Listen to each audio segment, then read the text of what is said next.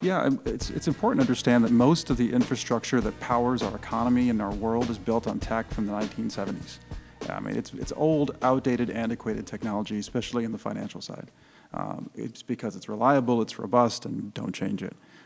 And in so doing, this decentralized movement has really changed so much. So you could see, and someday you get your car title as an NFT, and then your wallet pops in a picture of a Subaru or something. Mm-hmm. So that there's a lot of power in that. This certificate of authentication is basically what it is. But because it's powered through the blockchain and with smart contracts, you can have stipulations on those things. So if you're a creator, you can get royalties on content that you produce that is purchased.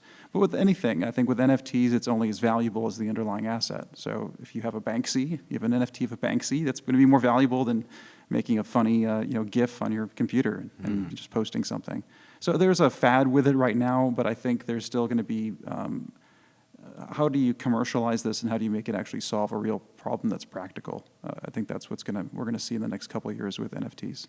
What sort of landmines do you see around the energy consumption of mining coins and creating the blockchain itself to track the stuff and creating the value? It seems that's a gray area for me. I know that it takes enormous energy and carbon consumption, electricity to generate this thing that's you can never touch, see. I mean, you can see it if you're on a digital platform, but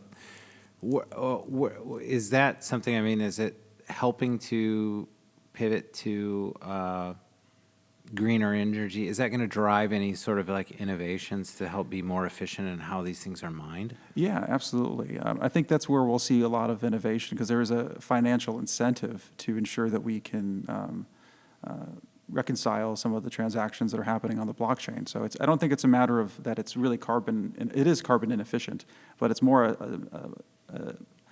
the status of our energy grid and where we get our power from. So it really could move toward a cleaner energy source. I think there's a few different initiatives underway to power clean mining operations in Bitcoin.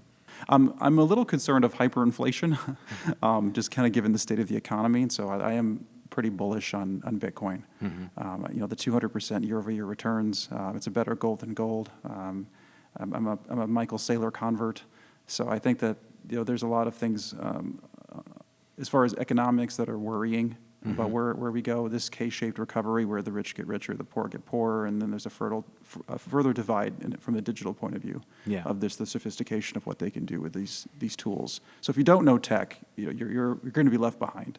And it's sad because we have an education system that still teaches kids like it's the 1990s. Yeah. Like it's how we grew up, right? It's going to be the same thing for our kids, and that's just not the case. So I think those are some of the things that concern me. Where I see technology headed that I'm really excited about, I really love the disintermediation of some of these large institutions, which goes back to the Bitcoin conversation. So that's one aspect of it. It's empowering individuals that know how to use these tools, that can use them effectively to have more freedom. Yeah. So those are some of the things I'm really excited about. Of course, augmented reality plays into that, and VR, and those things are really sexy. But on a day-to-day, what can provide value to me mostly, it comes down to economics. Yeah. So you think that you're saying that Bitcoin's going to go to $1 million probably in 10 years? Yeah, I think in 5. 5? Yeah.